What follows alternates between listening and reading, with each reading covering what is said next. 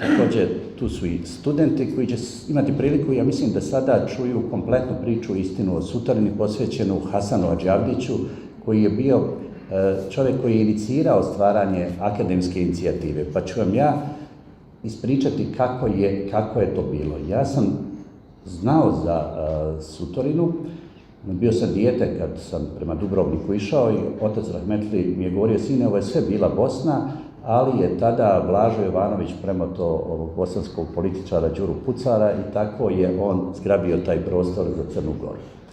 I to je sve ostalo tako meni u tom nekom sjećanju i onda se pojavio Hasan Adžavdić i onda smo mi se organizirali kako da napravimo akademsku inicijativu. On je meni rekao, trebamo ići u tom pravcu, to je bilo prije izbora. Onda je Adil Kulenović, predsjednik kruga 992, stola od mene je sjedio, rekao, Adile, ovo moram uraditi, ali vam moram prije toga nešto reći. On je mi dao materijale.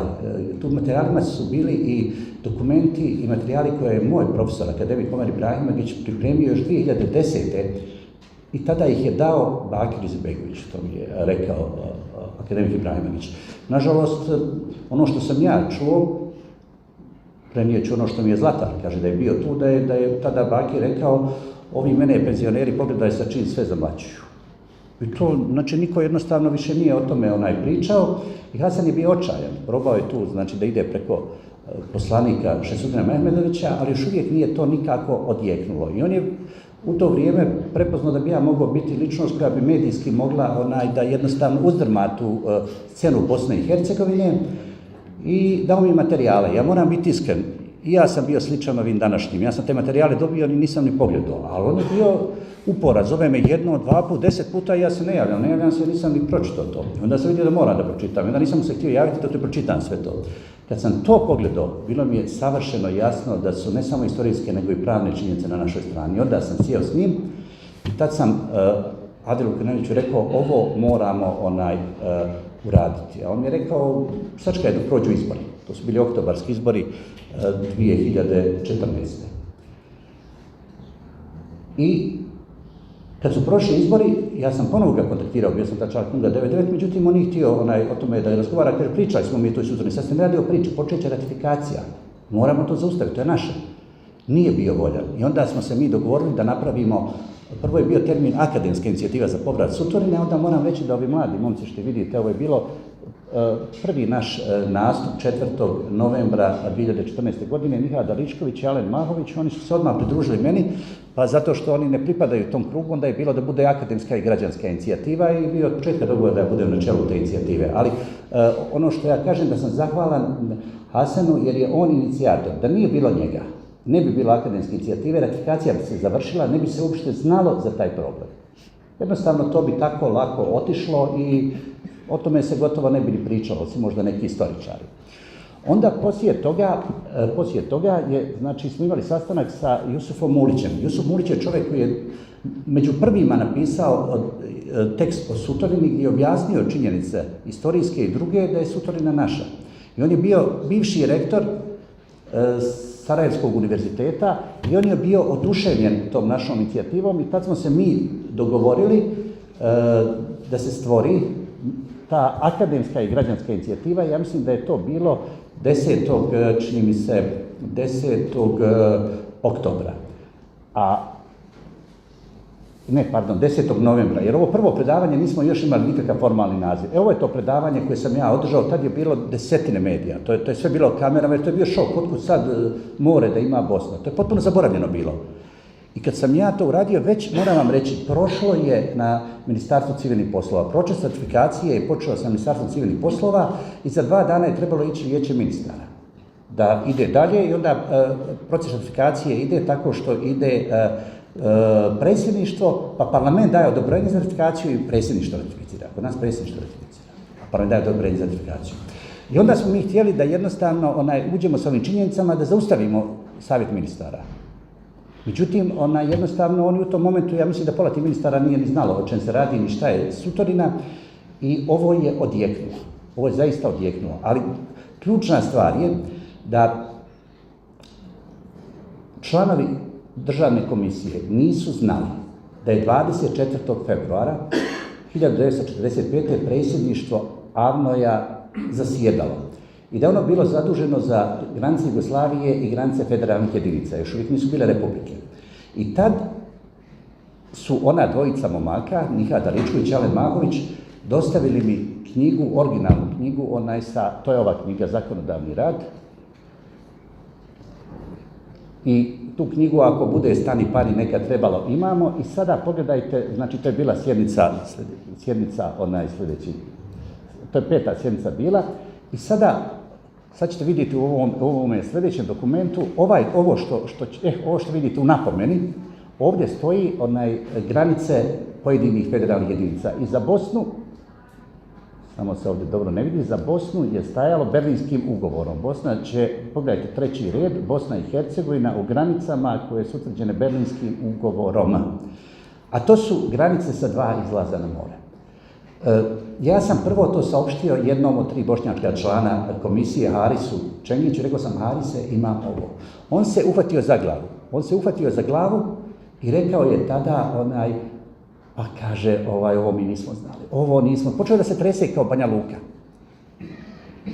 I ja ne znam šta da radim, ja ne mogu zaustaviti, neka kaže, to zaustavi član predsjedništva Bakir Izetbegović, rekao: Harise, ne smijemo pustiti ovo. Kaže, jednostavno, ja ne smijem to da uradim. I moram vam reći otvoreno, pošto sam rekao da ću sad zaista reći sve činjenice kakve jesu. Zio Đanović, koji je bio drugi član komisije, kaže: Sutko, i ja nisam bio u Bosni kad se utvrđivalo to, ja bi isto glasao kao i ostali, nismo znali za to, ali ti tvrdim da sam noć uoči početka ratifikacije pred Ministarstvom civilnih poslova kod Sedanovića, da sam samo noć pokazao umjesto Harisu to, ja bih rekao: ministre, imamo novu činjenicu koju nismo poznavali, činjenicu koja sve mijenja. Imamo činjenicu da je predsjedništvo AVNOJ-a nama dalo granice Berlinskog kongresa. To je sa 2 izlaza na more. Jer meni je bilo prije nekoliko godina smiješno oko Neuma, kad je predsjednik SDA rekao: mi ne damo AVNOJ-evske granice. Ja sam tada razmišljao: ti si ih dao onda kad si pustio da Sutorina ode Crnoj Gori. Znači, mi smo se tad odrekli AVNOJ-evskih granica. Ovo je bila jedna uvertira. A sad ću vam reći historijski kako je to išlo i zašto smo mi morali da uđemo u arbitražu. Znači, Bosna i Hercegovina, evo, to je ta mapa, ovo je otprilike period Berlinskog kongresa sa Sutorinom, ali da vam kažem, od 1371. Sutorine u sastavu srednjovjekovne Bosne. Poslije kad su došle Osmanlije, također se to zadržalo i negdje, ja mislim da je to bio trogodišnji rat, 1674. do 1677. godine su Mlečani kompletno more uzeli Osmanlijama, a prostor Bosne je tada bio administrativna jedinica Bosanski pašaluk. I onda se je desilo da su se prepali Dubrovčani da će izgubiti svoju republiku ako budu blizu Mlečana. Jer oni su sa Osmanlijama znali, svake godine dvojica emisara su išla u Stambol, davali su sultanu zlatnike, on ih je zadržavao do sljedeće godine dođu nova dvojica, on pusti ovu i oni su riješili pitanje mira za Dubrovačku republiku, ali nisu bili sigurni da će to biti tako sa Mlečanima. I onda su platili Austrijancima oko 5000 zlatnika da se izdejstvuje na Karlovačkom miru da Mlečani bar 2 izlaza na more vrate Osmanlijama. To je znači bilo na prostoru Bosanskog pašaluka i to su Neum i Sutorina. Ja sam zaista, dok je bio naš veliki historičar Mustafa Imamović živ, ja sam ga nazvao na telefon i rekao: slušaj, tvoju pogrešnu tezu svi slijede. A ta teza je da su nama Dubrovčani dali 2 izlaza na more.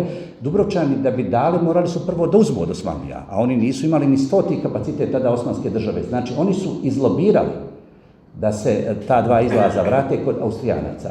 Tako da od Karlovačkog mira pa praktično sve do ratifikacije 24. novembra 2015. to je znači dan uoči dana državnosti Bosne i naš parlament dao odobrenje za saglasnost predsjedništvu da ratificira ugovor sa Crnom Gorom. Je Sutorina bila u našem vlasništvu, a bila je od 1945. u nesavjesnom posjedu Crne Gore. To pokazuju i druge mape. To je, evo, znači mapa, pogledajte, iz 1901. To je mapa isto Austro-Ugarske, gdje vidite jasno dole izlaz Bosne na more. A onda kod stvaranja kraljevine SHS, jedan veliki čovjek, Mehmed Spaho, u to vrijeme obezbijedio ispred Jugoslovensko-muslimanske organizacije kod Vidovdanskog ustava. On je tražio 2 zahtjeva. da se ispoštuju da bi dali podršku radikalima i demokratima u Kraljevini SAS da se taj ustav usvoji. Znači, bilo je dovoljno apsolutna većina, to je 50% plus 1, da se taj ustav usvoji. Međutim, Srbi nisu imali ni to, iako su ustavi donosi sa dvotrećinskom većinom, znači kvalifikovanom, ne apsolutnom, i onda su uspostavili saradnju sa dvije stranke, Stepana Korošeca u Sloveniji i Slovenskom muslimanskom organizacijom sa Mehmetom Spahom. I Mehmet Spaho je rekao, tražim da se zaštite tada muslimani od fizičkog maltretiranja, likvidacija, krađe zemljišta, i drugo, da se u okviru Kraljevine SAS ne diraju granice Bosne kakve su utvrđene Berlinskim kongresom, kod unutrašnje regionalizacije. I 22. godine Kraljevina Srba, Hrvata i Slovenaca je podijeljena na oblasti, a ovdje vidite Bosna je podijeljena na 6 oblasti. I ova mostarska oblast ide, znači, sa Sutorinom, što je pokazivalo kontinuitet prostora Bosne da je uključivao u sebe Sutorinu. 29. godine, 3. oktobra, je promijenjen naziv zemlje Jugoslavija. Jugoslavija je podijeljena na 9 banovina. Tako da se granice više nisu mogle rasaznati, to je bilo po rijekama, ali Bosna je podijeljena tada na Vrbarsku, Zetsku, Primorsku i Drinsku banovinu, i tada je prostor Sutorine bio u okviru Zetske banovine, ali to je urađeno tako da se više ne mogu prepoznati granice ni Srbije, ni Crne Gore, ni Bosne, jer Crnogorci često kažu mi smo bili najveći jer je bila Zetska banovina. Zetska banovina i Crna Gora uopšte nisu. Znači, to je uradio već tada kralj Aleksandar Karađorđević da se ne bi granice, on je išao ka ideji tada integralnog jugoslovenstva. Kad je u pitanju taj prelazak, desio se jedan moment 36. i 37. godine gdje su, zato što ljudima teško porez bilo da plaćaju, da idu jednostavno u Trebinje da plaćaju, pa je, znači, tada Sutorine i Kruševice su prebačene iz okviru iz jednog sreza Trebinskog u Bokokotorski, ali u okviru iste Zetske banovine. Zetska banovina je obuhvatila prostor i Bosne, i Hrvatske, i Srbije, i Crne Gore današnje. Tako da je to jedna činjenica koja ne mijenja nikakvu bitnu ulogu. Ono što je jako važno jeste da je tokom Drugog svjetskog rata da se stvarala nova Jugoslavija, ili Javnojevska Jugoslavija, i da je ta Jugoslavija na svom drugom zasjedanju 29. i 30. novembra u Jajcu utvrdila da će se Jugoslavija stvoriti sa 6 federalnih jedinica. Još uvijek nije bila republika. Bila je demokratska federativna Jugoslavija. Republika je postala, i tad su mnogi studenti padali kod mog profesora akademika Ibrahimovića, kad je pitao otkad je Jugoslavija republika, govorili su od drugog zasjedanja javna, bilo je od 29. novembra, ali 45. U Beogradu, kad je ustala skupština, na bazi izbora u novembru održani 45. godine, odlučila da isti dan, kad je održano drugo zasjedanje, zasjeda i da Jugoslaviju proglasi republikom. A Bosna je proglašena republikom 14. februara 46. godine. Tako da se radilo o federalnim jedinicama. Ono što je jako važno jeste, to sam malo prije rekao, i vidjeli ste one dokumente i poslije se to opet mogu vratiti, da je jednostavno Bosna data u granicama Berlinskog kongresa, što je bila ključna činjenica. A sad možete vidjeti i neke druge mape, pa da Verina krene, znači pogledajte Atlas Beograd 52. Znači, iz tog atlasa se jasno vidi da je Sutorina u Bosni, da nije u Crnoj Gori. Onda idemo, onda 47. karta Hrvatske, pogledajte, Sutorinu jasno pokazuje, odnosno Crna Gora, koliko ja znam, do 48. se nije usuđivala. Ona je 45. nama uzela Sutorinu i Kruševicu, to je prostor do Trebinja, i uzela na brda kod Magmića. To su Kruševo i Vučevo. Ali se nije usuđivala da u mape ugrađuje to, nego sve do 48. Tako da vidite, recimo, 47. Ali mislim da i kasnije, da vidimo još ove neke mape, pogledajte gdje se jasno vidi karta gdje je Sutorina, možeš još, eto, isto je ovdje. Dobro, to sad vrati, eto. Šta se tu desilo? 45. je protipravno Crna Gora, ona je uzela nama te teritorije i Pokrajinski komitet Komunističke partije Bosne i Hercegovine je tražio 47. da se to vrati i Crna Gora se oglušila, zasjedao je njihov parlament, njihova narodna skupština i nisu htjeli to da vrate. Tad su bili razgovori između Đure Pucara i Blaža Jovanovića, pošto je Crna Gora već to faktički uzela. Onda je trebalo to nekako, tu dokumentaciju i ostalo uzeti i tad je čelnik Crne Gore, Blažo Jovanović, razgovarao sa jednim od naših čelnika, Đurom Pucarom, i nema zapisa o tom razgovoru, samo postoji usmeno predanje. Da je rekao, slušaj, Đuro, to je sad jedna država. Mi ćemo ovdje praviti odmarališta za vas Bosance, a vi ćete imati izgradnju teške industrije i drvne industrije. Daj da ne pravimo oko toga problem. I neki kažu da je Đuro, jer oni su bili veliki prijatelji, Đuro je plakao, kažu, ko malo dijete kad je umro Blažo Jovanović, kaže, ma slušaj Blažo, što se mene tiče, uzmi Dubrovnik ako hoćeš. Znači, to je bilo nešto o čem nema dokaza, postoji usmeno predanje, ali zamislite da je otišlo na arbitražu. Nijedan argument osim ovoga Crna Gora nije imala, a ne bi ga smjela ni pomenuti jer bi se sud ismio, odnosno arbitraža, da se taj argument pomenuo. Poslije znam da je Rato Dugojnić, kad je 1963. godine postao predsjednik Skupštine Socijalističke Republike Bosne i Hercegovine, pokrenuo to pitanje sudskim putem, ali to je stalo u laticama, jer je Crna Gora imala tak jak uticaj i to se uopšte nije diralo. Znate, i sad šta se tu dalje dešavalo? Ustav Federativne narodne Republike Jugoslavije, koji je donesen 31. januara 1946. on je predviđao mogućnost razmjene teritorija, koje je predsjedništvo AVNOJ utvrdilo. Ali je trebala saglasnost Skupština narodnih republika i naš ustav tada Narodne Republike Bosne i Hercegovine, od 31. decembra 1946. je predviđao tu mogućnost u članu 13, ali to se nikad nije desilo. Znači, trebali su da Narodne skupštine se saglase sa promjenom i da se to verificira na Narodnoj skupštini Jugoslavije. To nikad nije urađeno. Crna Gora je samo faktički držala Sutorinu u posjedu i očekivala je da će kroz vrijeme to riješiti u svoju korist.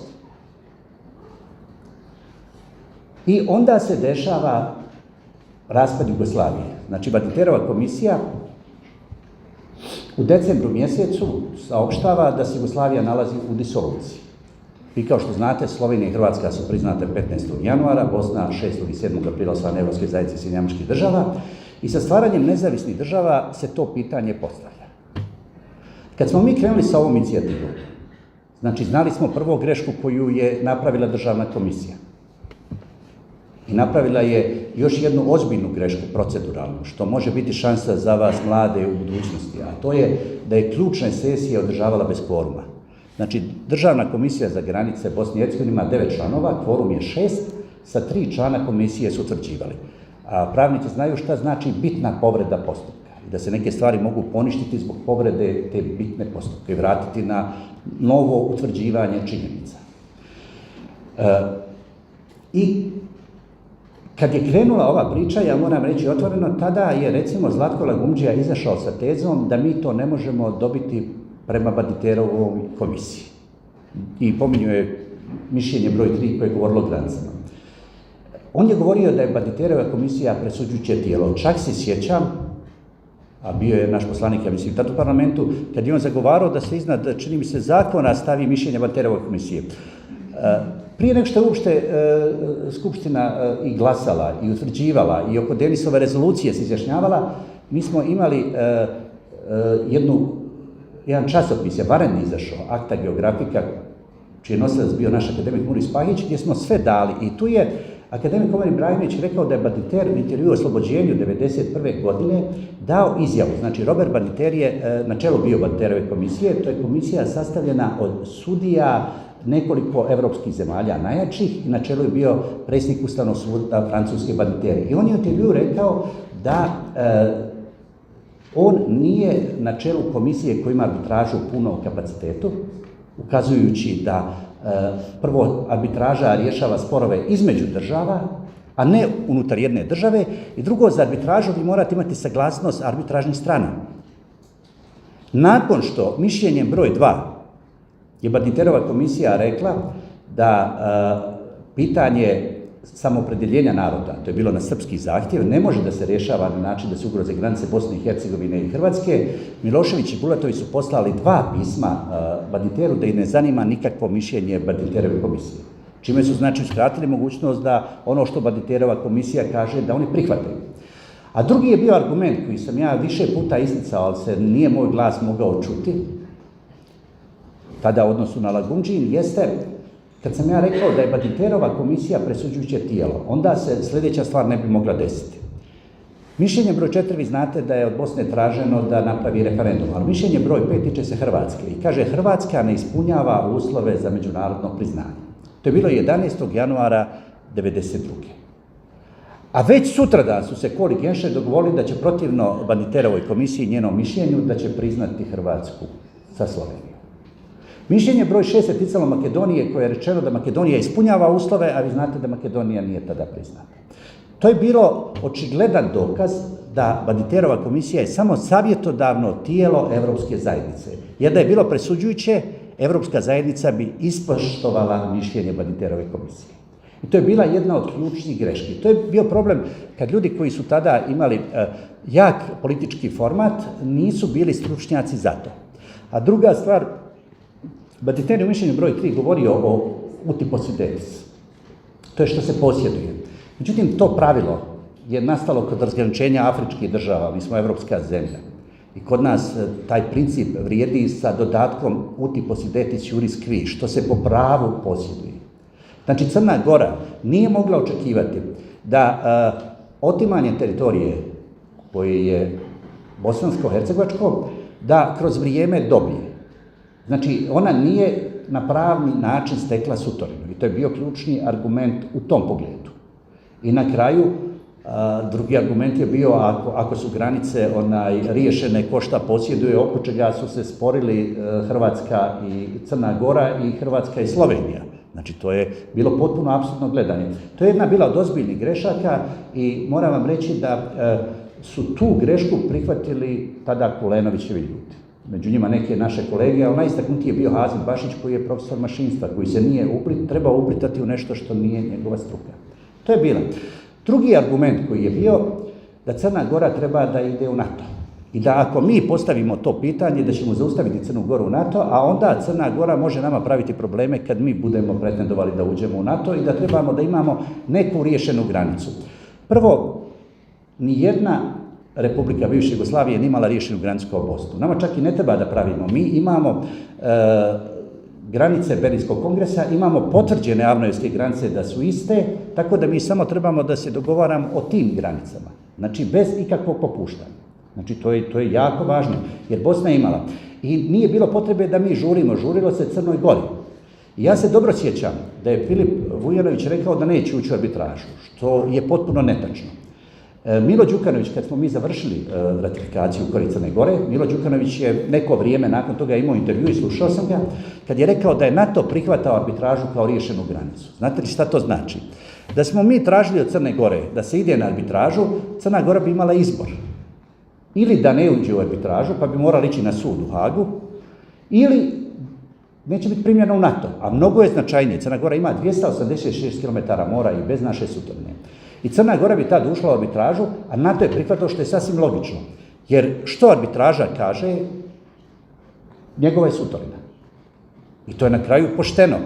Znači, pošteno je da arbitraža kaže čija je sutorina. Ali mi smo imali jedan strašan problem. Mi smo tada pametovali svako na svoj način na bazi paušalnih činjenica. Smo zaključivali ovo ili ono. I to je strašno. Meni je akademik Ibrahimić rekao kad je bio problem oko Neuma, da ga je zvao čelnika SDA, Šefik Džaferović, šta da se radi. Kaže, znaš šta sam mu rekao prvu rečenicu? Vi ste bez ikakve potrebe dali našu sutorinu Crnoj Gori, a da niste ni probali da sud o tome odluči. I ne znam šta me sad zoveš po ovom pitanju. Znači, bio je tako ljut. Jer zaista, ja mislim da bi je 100% vratili. Neko misli da ne bi. Ali zašto da mi donosimo odluke na bazi šta mi mislimo, kad postoje međunarodne institucije? Čak ću vam reći, bilo je kao imamo pritisak Tannera. To je bio američki kongresmen i bio je pritisak Tannera, ali je bio predsjedavajući NATO pakta tada. Međutim, meni je ekipa u Americi naša, i moj prijatelj sad kad su rekli da su sjedili sa Tannerom, i da kad smo objasnili da mi samo želimo sudskim putem, kaže sudovi zato i postoje, onda je rekao nije razumio dobro, jer ja pretpostavljam kako su njemu Crnogorci ispričali svoju verziju priče. Onda on rekao da se neće miješati, ja od tada nisam čuo više njegov glas. Samo je Tanner bio izgovor da se to ne dira. Znači on je poslužio kao izgovor i to je jako važno znati. Sljedeći korak je bio javna rasprava. Javna rasprava se u drugoj polovini februara ja mislim da je bilo 27. februara, da ne pogriješim sa datumom, javna rasprava koja je pokazala gdje su se građani, profesori, akademska inicijativa već tad brojala veliki broj ljudi, tu su bili eminentni stručnjaci, pravni, politički, historijski, geografski i tako dalje. I javna rasprava je pokazala da se ide na arbitražu ili sud. I onako bolestan, moj profesor akademik Ibrahimović je došao i rekao to je pravno pitanje i mora se riješiti. Nema razloga da mi nešto što je naše prepuštamo Crnoj Gori. Nikakvog razloga. Znači to dobri odnos i tako dalje, sve to stoji. Iako moram reći, bit ću iskren, 1992. godine Crna Gora je učestvovala tada praktično u aktivnostima gdje su sa tog prostora rezervisti dolazili 500 sela i tada muslimanski popaljeno u Hercegovini. Znači to je jedna stvar koja i ako je ko trebao da se izvine Bosni i Hercegovini i da učini korak u pravcu pomirenja, to je Crna Gora, trebala je reći u najmanju ruku, evo prihvatit ćemo arbitražu, da vam se da šansa u pogledu te teritorije, a ne mi koji smo istradali i mi smo u interesu saradnje i prijateljstva i dobrosusjedskih odnosa prepustili tu situaciju. To je bilo, znači ta priča oko NATO-a je pogrešna bila. Treća stvar koju sam ja slušao, kaže to će pripasti Republici Srpskoj. Ja i bivši rektor smo se Jusuf Mulić dogovorili da ne pričamo kome će pripasti, jer smo znali proceduru. Kada arbitraža donese odluku, parlamentarna skupština odlučuje o sudbini Sutorina. U parlamentu. Iako je jedan dio Sutorine u federaciji. U parlamentu ni će dati srpski poslanici da ide federaciji, niti će dati bošnjački, hrvatski da ide entitetu RS. I tad bi pala odluka da to bude drugi distrikt, što bi Bosnu ojačalo, još jedan distrikt. Pa tu se radi o imovini vrijednoj desetine milijardi dolara, tu se radi o oko 80 kvadratnih kilometara prostora, sa otvorenim izlazom na more, evo, tu se sjeća dobro moja ćerka, ne znam je li imala 14 godina, mi smo tada plivali da vidimo kolika je dubina. To je bilo, tu se mogla napraviti luka kao Crnogorci su napravili Porto Montenegro. I pošto tu nema samo jedan hotel, znači moglo se uraditi kako se htjelo. Znači to je velika tragedija. Ja sam još tad ukazivao na jednu činjenicu. Znate, ljudi su bili skeptični da se to može dobiti sudskim putem. Ali tad sam ja govorio da je Rumunija imala goru situaciju od nas. Njima je Stalin uzeo otok od Crnog mora. Mislim da je bio 200 puta veći od Sutorine. I došao je Brežnjev, došao Gorbačov, raspao se Sovjetski savez. Znači imala je puno vremena Rumunija da pokrene spor. I tek 2004. pokreće sudski spor. I 2009. dobija presudu svoj korist. I do te 2015. 3/4 teritorija su vratili Ukrajinci na bazi sudske presude. Znači imali smo jedan jasan primjer u Evropi kojim putem da idemo. Međutim, govorilo se to će ostati Srpskoj, znači to je bilo, mi se nismo izjašnjavali, ali znali smo kako će to biti. I to je, pravo da vam kažem, ako bi se Bosna nekada raspala, onda mi je potpuno svejedno je li u Crnoj Gori ili je u toj Republici Srpskoj, ali se radi o tome da je to u teritoriji Bosne. I morali smo pokazati jači državotvorni interes.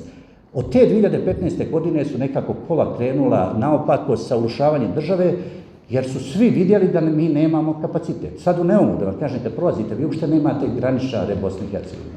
I s jedne i s druge strane su hrvatski graničari iz Hrvatske, znači ne hrvatski iz Bosne. Znači niko uopšte ne razmišlja da nema, da niko to ne kontroliše. Znači tad se vidjelo da jednostavno mi nemamo ono državotvorno, pa pogledajte koliko Hrvatska ima more. Pa nam ne da u Neumu ni ono što nam po Konvenciji Ujedinjenih nacija o pravima mora pripada, ni to nam ne da. A ne mi koji smo imali izlaz na otvoreno more, za koje je akademik Galeb Šljivo rekao da je 30 puta značajniji izlaz na more Sutorina od Neumu. Mora biti iskren. Prema našim procjenama, tad su dva ključna čovjeka u SDA bila koja su uticala tada na rukovodstvo SDA, ali i na druge koalicione partnere. I zato je velika stvar i veličina Šemsudina Mehmedovića da je bio u toj stranci, a da nije htio da se pridruži i da glasa na taj način, a to su bili sadašnji čelnik Bakir Izetbegović i pravnik Šefik Džaferović koji je pristajao na sve što bi Bakir rekao. Ono što možda ne znate, to je najveća krivica Željka Komšića koji ima sjajnu političku karijeru, ima jednu ozbiljnu mrlju. A znate u čemu se gledala ta mrlja? Kad je javna rasprava pokazala da se ide na arbitražu ili sud, I reću vam, samo trojica su bila protiv toga, to je predsjednik Komisije za granice Željko Obradović, to je ovaj Hazim Bašić, to je mašinac koji je pametovao u Valterovoj komisiji, i Zlatko Hadžidević. Znači, Zlatko Hadžidević je zadnji govorio, iako je on politolog, nije pravnik, on je počeo da pravi pravnu analizu po ustavima, šta može, šta ne. Mene je zahvatala na te njegove komentare, da bi generisao priču u tom pravcu. Ali svi ostali, bilo je najmanje 20 govornika, rekli su da se ide na sud. I meni je zaista tada član komisije državne Zio Đanović rekao, odradili ste posao, ići će se na arbitražu ili sud. Kad na jednom Željko Komšić, koji je bio predsjedavajući Ustavno-pravne komisije tada pri parlamentu, rekao je nisu čuli sva mišljenja, oni bi da čuju mišljenja još neka i da se organizuje stručna rasprava. Odmah smo im podnijeli listu od 21 člana akademske inicijative. Tu je bio akademik Ibrahimović. Ja ga priznajem kao najvećeg živućeg pravnika i jedini sudija Ustavnog suda Jugoslavije. Tu je bio Jusuf Mulić, eks-rektor, koji je pisao o tome. To je bio Muris Pahić, koji je bio dekan i naš akademik, dekan je bio Prirodno-matematičkog fakulteta. I tu je bio Enver Imamović, bilo ih je dosta ljudi koji se nisu mogli podcijeniti. I ja se sjećam tog momenta. Čekamo sa tom stručnom raspravom, čekamo i ja vidim Željka na Bjelašnici. Ja sam bio na skijanju i tad ja njemu prilazim i rekao, kad ćete tu stručnu raspravu? Biće. Ali vidim da mi drsko nekako odgovara, kao da sam ja njegov neprijatelj. Pa dobro, rekao, pozvat ćemo biti, mi smo predali, pozvani ćemo biti mi. Pa značite. Ali tako mi je iritabilno govorio da me baš hvatala nervoza. I šta se dešava? Javlja nam Ajša Telalović, koja je skupljala ta dokumente, i javlja nam ona, kaže, evo počinje stručna rasprava. Kakva je stručna rasprava? I ona kaže, evo snimili smo nešto, otvorili se vrata i mi nismo ušte pozvani. Tu je bilo 8 intelektualaca, 5 su bili nepravnici, 3 pravnika, nijedan nije bio profesor državnog i međunarodnog javnog prava, od tih 8. Nijedan iz akademske inicijative nije pozvan. Navečer ja slušam saopštenje na dnevnicima, kaže, ipak su stručnjaci rekli da se to pitanje ne može otvoriti, da su historijske činjenice na našoj strani, ali pravne nismo i da jednostavno treba dovršiti proces ratifikacije. I tad, kad smo krenuli medijski da se obraćamo, jednostavno mediji su počeli da nas polako ignorišu, to su određene direktive. Zašto sam ovo rekao? Ovo je ogromna krivica Željka Komšića, a na samoj ratifikaciji on nije glasao. Usmeno ću vam reći, Anka Vajzović mi je rekla, ja sam ga otjerala, bježi, njemu je to odgovaralo, da ne ostane zabilježen kao neko koji je uopšte glasao tu. Ali odigrao vrlo ružnu rolu koja je uticala, jer nakon javne rasprave se moralo ići na sud. Nije parlament mogao ratificirati. Još uvijek je trebalo Denisovu rezoluciju. Moram tu reći da je Denis Bećirović, sadašnji član predsjedništva, podnio rezoluciju o Sutorini i da se prvo ona, mislim da je to bilo u maju negdje, 15. maja 2015. Osporila, a onda je poslije bila ratifikacija. Tako da se krenulo u tom pravcu. I jedan od ključnih ljudi zašto se djelovalo pogrešno jeste bio i predsjednik Kruga 99. Adr Kulenović, on je zaista generisao priču, mi smo se tad razišli sa Kruga, više nikad nisam ni otišao tamo, mi smo se razišli jer on je generisao priču da je to besmislena inicijativa, da od tog nema ništa, ali pogledajte, ovo je bilo, moram reći, 2008. Bilo je prije Sutorine. Ovo je Đurović, tadašnji ambasador Crne Gore u Bosni i Hercegovini, i Filip Vujanić ga je odlikao tada zaslugama za Crnu Goru. I znači nije ovo nakon toga, moram biti tu, ali sigurno da je ovo uticalo kod njega kad ga zovnu i tako dalje, da se to pitanje ne dira. To je I vidim da iz Kruga 99 stalno idu u tom pravcu, a Milo Đukanović je djelovao. Znam moje prijatelje, koje je lično zvao Milo Đukanović da se ide u tom pravcu. Znam ljude, ove koji su bili u stručnoj komisiji gdje su izvali u Crnoj Gori da odradi u korist Crne Gore. Pa to je nenormalno. Zamislite vi da to uradite Crnoj Gori. To nema šansi. Možete mu biti najbliži na ovoj planeti, on neće uraditi protivno interesu Crne Gore, ni će to uraditi ni jedna druga država bivše Jugoslavije kao što smo mi uradili. To je bilo pogubno. Onda ide potpisivanje u avgustu, znači u maju je bila Denisova rezolucija, u avgustu Crnadak, on je bio predsjedavajući savjeta ministara, potpisuje mislim u Beču da je potpisao, parafirao taj ugovor sa Crnom Gorom. Ja se sjećam, tad sam pozvan na televiziju u Sarajevo i čak i ona jedna voditeljica imala problema da ja to objasnim. Ali ja sam rekao tako da nije mogla da me prekine. Ja sam rekao, onaj ko ovo bude potpisao, ući će u istoriju Bosne i Hercegovine. Sad se još ne zna kako. Ja govorim kao veleizdajnik, sva vremena. Onda je ona imala problema, ja sam rekao, čujte, da je bio Larry King, način kako sam ja odgovorio, ona to nije mogla spriječiti na televiziji. Znate, djevojku direktno. I napravili smo mi tada jedan amaterski film, priča o Sutorini. I da nisam ja tad nastupio, možda bi se on navečer pustio. I to je bilo, ja mislim, baš pred to potpisivanje. I onda su direktor, ne znam ko je bio tada TVSA, odustalo se od toga. I onda ide ratifikacija. I sad morate da znate kako je to bilo. Evo, tu je učestvovao poslanik Mehmedović. Prenos se pratio. Bilo je 90 tačaka. Pitanje granice sa Crnom Gorom bi trebala biti jedina tačka parlamenta. Je to toliko značajno. 89. od 90. I cijelo vrijeme vi pratite. Sve to pratite. I na jednom dođe 89. tačka, nestane slike. Ne znate šta se priča. Znači, htjelo se da se ne zna. Da ne ostanu tragovi šta je ko govorio. I nakon toga ide glasanje i kvari se elektronika. Da se ne zna ko je glasao za, ko protiv. Ja vam moram reći, zahvalni smo tadašnjim poslanicima, sve su nam rekli. Sve su popamtili, zabilježeno, evo ovdje imate sve zabilježeno, pogledajte dok govorim, sve zabilježeno, ko je za, ko je protiv, ko je suzdržan i ovo što je Željko otišao, ništa ga ne amnestira. To je jednu važnu rolu je odigrao u korist Crne Gore. A još ću vam nešto reći, 2006. prije svih nas je na bazi tekstova Jusufa Mulića i razgovora s njim i dao mu je, to mi je rekao taj ex-rektor, da mu je dostavio materijale, rekao je da ako on bude član predsjedništva, da će sastaviti pravni tim koji će krenuti u aktivnost za povrat Sutorine. Kad je vratio se od Mila Đukanovića, to nije ni pomenuo, ali se onda priklonio ovoj liniji tada Bakira i Šefika. Znači, to je odgovornost i kažem, tu je najveća svjetla tačka, pogledajte, među ovima, to nije samo, pazi, to bih ja rekao, ovi iz SDA, drugi koji su bili, to je otprilike bila ta ekipa koja je bila s tobom.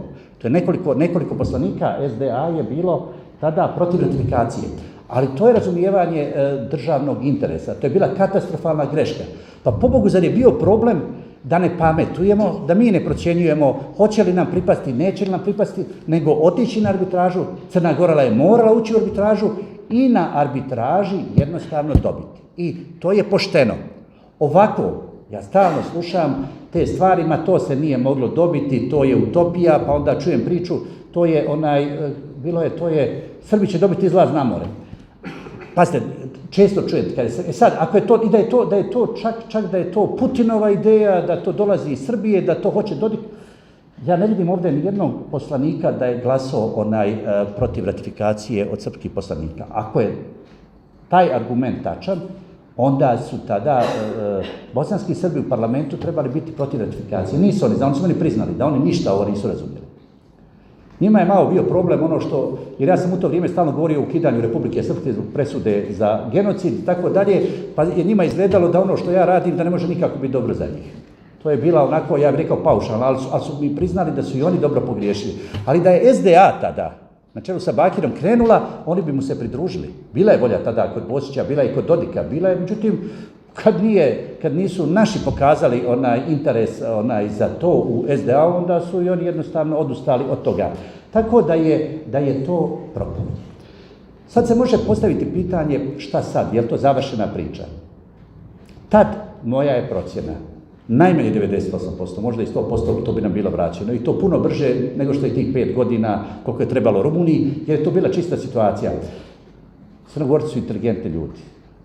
Oni kad se pojavili pred sud, oni ne bi smjeli ni pomenuti Đuru Pucara. Znate, oni bi probali sa tim banditerom i tako dalje, međutim, ključna stvar je da su granice naše avnojevske granice. Samo sa avnojevskim granicama mi smo postali nezavisni. I trebalo je, znači, stajati na tome. I to bi dobili. To se propustilo. I sad, ključni argument, ako nekada bude postalo jedinstvo u parlamentu, ako se stvori neka unutrašnja kohezija po tom pitanju, da se to vrati Bosni, jeste da se pokrene procedura poništavanja ugovora zbog proceduralnih grešaka. Mi imamo te dokumente da se bez kvoruma utvrđivalo, ima Ajša Telalović. imamo ih, sačuvani su i može se s tim dokumentima reći da mi se sa svim granicama slažemo, mi se samo ne slažemo po pitanju Sutorine, ali mi imamo jedan problem, ovo pravno nije urađeno kako valja. Reći, komisija nije bila u kvorumu, isto kao parlament. Zamislite, parlament sad donese zakon i ima kvorum. Ako neko postavi pitanje, hoće li taj zakon ostati na snazi? Neće. Znači, postaviti pitanje koje su pravo kaže zbog bitne povrede postupka. Da se ponovo vrati na utvrđivanje Državnoj komisiji za granice. I onda sljedeći korak neće biti arbitraža. Crna Gora nikad više u arbitražu neće ući. Samo se može ići pred Internacionalni sud pravde u Hagu, ali normalno zato moraju biti tadašnja sva 3 člana predsjedništva. Tako da kažem, nije sve izgubljeno, iako vam moram reći, šanse u toj situaciji ne vjerujem da će biti veće od 20%, ali zbog tih 20% treba probati iz jednog razloga. Crna Gora će tada, ako se nađe pred sudom, reći, molim vas, Bosna i Hercegovina se nije ponijela prema Sutorni kao prema svojoj teritoriji. Jer da se ponijela, onda ne bi prihvatila da svi njeni organi u sazivu 2014. na 15. Savjet ministara, prije toga Ministarstvo civilnih poslova, pa onda predsjedništvo, pa parlament i na kraju, nakon odobrenja parlamenta i saglasnosti za ratifikaciju predsjedništvo ratificira, ne bi to prihvatilo. Imaju tragovi, da vam kažem, mi smo tužili, pošto akademska inicijativa je bila neformalna grupa i građanska, mi smo tužili članove predsjedništva, članove predsjedništva za veleizdaju i nije nam to riješeno. Znači, ali to je jako važno da smo to uradili. To je bilo preko Svjetskog bošnjačkog kongresa, jer oni su bili pravno lice. Znači, htjeli smo da pokažemo da smo pokazali interes i da nemaju pravo pojedinci, makvo bili, da naruše državni interes. Jako je važno da, iako nas je državni sud odbio, morate shvatiti da je politika to odigrala veliku ulogu, da se to ne dira, ali je jako važno da postoji zabilježen trag, da smo bili svjesni toga i da su pojedinci zloupotrijebili izbornu volju glasača i uradili rješenja koja su protivno državnog interesa. Ali ovo je nešto što ostaje za vas, mlađe generacije, pa eto, ako bude bilo nekih tema na to što se kaže, bit ću vrlo voljan da vam pomognem.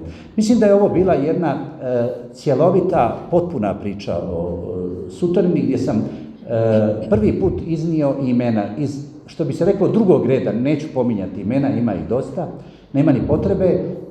Ovih 5 osoba sam zaista označio kao ključne krivce koji su odgovorni, historijski odgovorni za nešto što je naše i što je stotinama godina naše i što nije trebalo da se prepusti Crnoj Gori, a da se ne dobije arbitražno ili sudsko rješenje izuzme od nas.